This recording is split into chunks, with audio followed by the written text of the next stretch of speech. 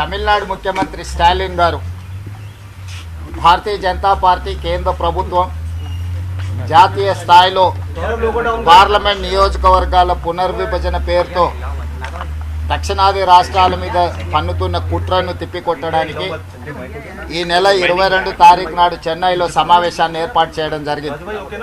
ఆ సమావేశానికి సంబంధించి తెలంగాణ రాష్ట్ర ముఖ్యమంత్రిగా నన్ను ఆహ్వానించడానికి ఈరోజు తమిళనాడు మంత్రివర్గ సభ్యులు నెహ్రూ గారు, పార్లమెంట్ సభ్యులు కన్మోజీ గారు, మాజీ కేంద్ర మంత్రివర్యులు ఏ రాజా గారు, ఇతర మంత్రులు, రాష్ట్ర స్థాయి నాయకులను ఒక బృందంగా ఈరోజు ఆహ్వానించడానికి పంపించడం జరిగింది.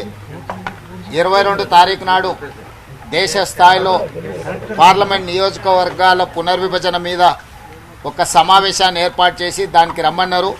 ఆ సమావేశంలో దక్షిణాది రాష్ట్రాలకు జరుగుతున్న నష్టం మీద చర్చించి భవిష్యత్ కార్యాచరణ నిర్ణయించడానికి వారు ఆహ్వానించారు. తప్పకుండా కాంగ్రెస్ పార్టీ ఏఐసిసి నాయకత్వంతో మాట్లాడి ఈ సమావేశానికి హాజరయ్యి దక్షిణాది రాష్ట్రాల మీద కేంద్ర ప్రభుత్వం పన్నుతున్న కుట్రను తిప్పికొట్టడానికి అవసరమైన కార్యాచరణను మేము చేపట్టడం జరుగుతుంది.